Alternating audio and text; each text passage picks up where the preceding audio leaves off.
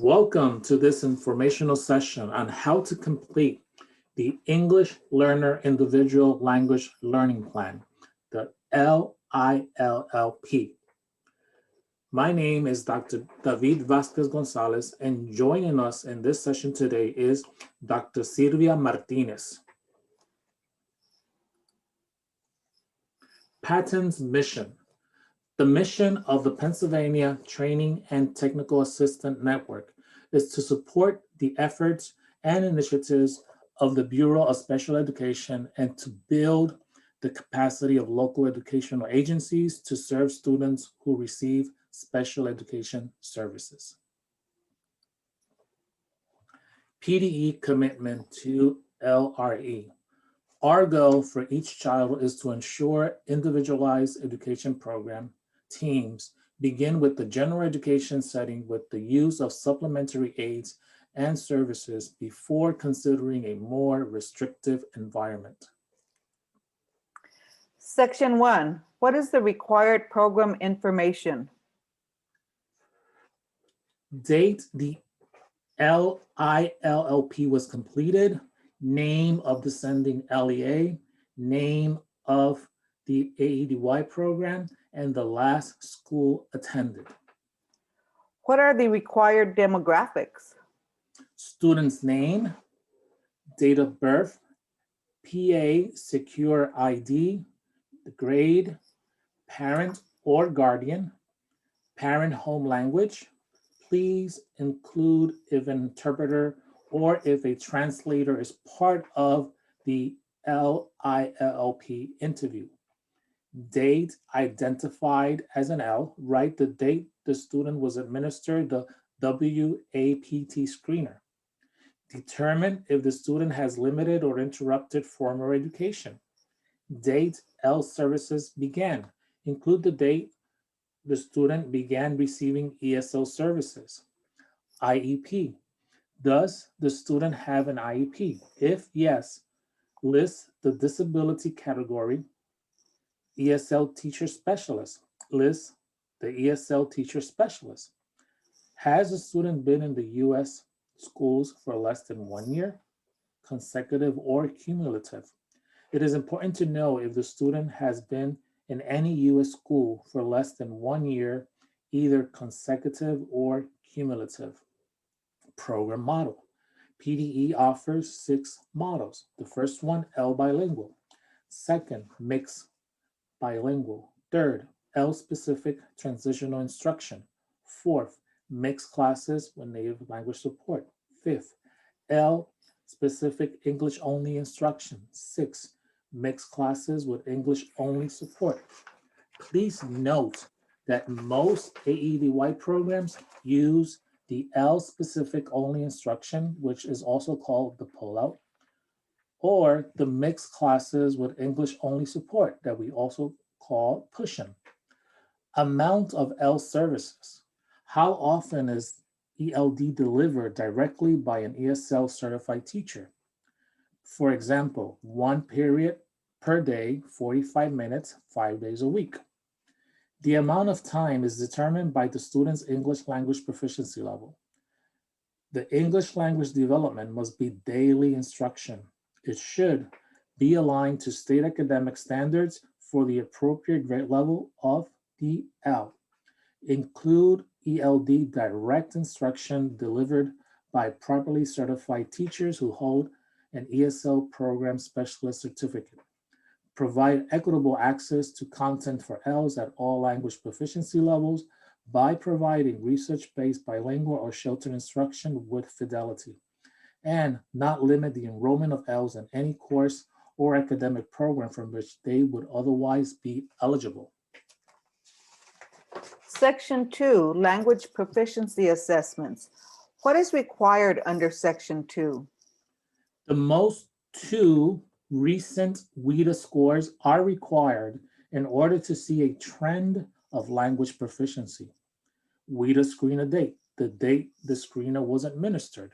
WIDA screener score report.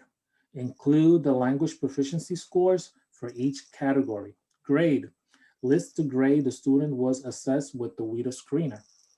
The WIDA screener is scored in 7 categories plus the overall total.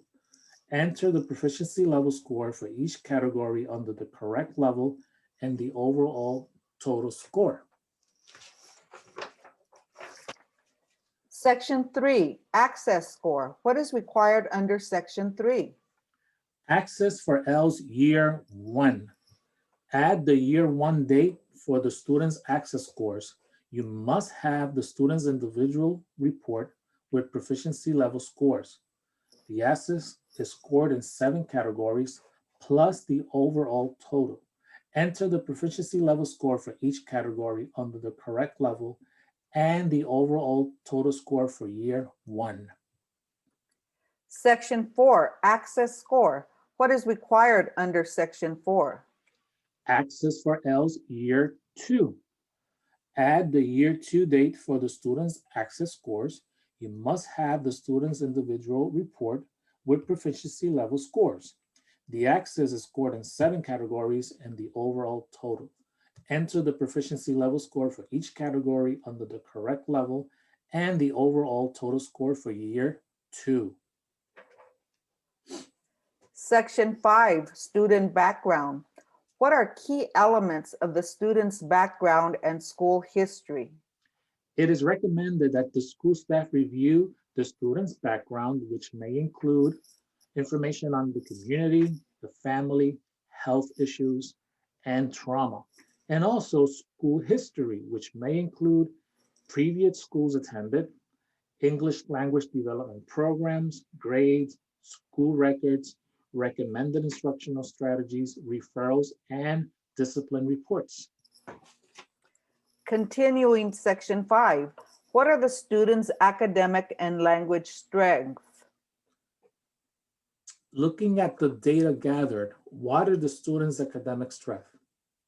The following are possible questions that you may ask. What are the students' favorite subjects? What type of assessments were used to determine the student's strength?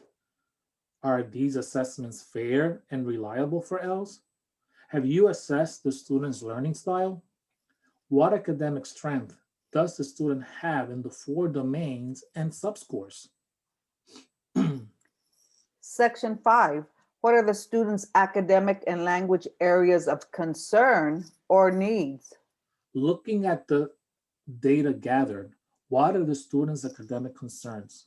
Possible questions that you may ask.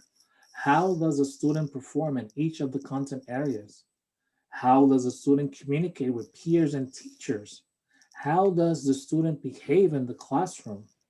Are there any gaps in the student's attendance in US schools? Does the student come from outside of the United States? Does the student have any health issues, which may include the use of an inhaler at school, meds that should be dispensed daily by a nurse, etc.? What community support does the student have? How does this year's scores compare with previous scores in the WAPT or last access scores? What needs does a student have in the 4 domains and subscores? Section 6, goal statement. What is required to complete this table? You will write some academic goal statements defining progress expectations by the end of the academic year. The first column, standard. This refers to the English language proficiency standards. Standard 1, communication for social and instruction. Standard 2, language arts. Standard 3, math. Standard 4, science. Standard 5, social studies. The second column, students can do. Use the following link to identify the can-do descriptors. The can-do descriptors can provide meaningful access to grade level instruction. The third column, proficiency level. What are the 6 WIDA performance levels? Level 1, entering. Level 2, beginning. Level 3, developing. Level 4, expanding. Level 5, bridging. Level 6, reaching. The fourth column, what the students will be able to do. Create a goal to increase the proficiency level of the student. Take into consideration the 3 elements of an MPI, the language function, which is the performance description, and you could use Bloom's taxonomy. The content areas, use state standards for math, science, social study, language arts, social and instructional language. The support, using scaffold in the lesson delivery. Section 7, research-based strategies. What specific strategies can you use to make the content comprehensible for ELLs?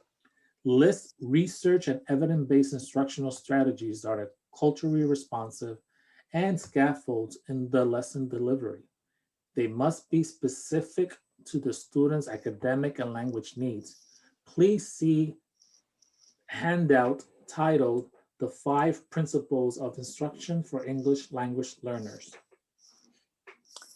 Continuing with section 7, what accommodations, adaptations, and modifications can be used to deliver content, assessments, assignments, utilizing the ELD standards and can-do descriptors to provide meaningful access to grade level instruction?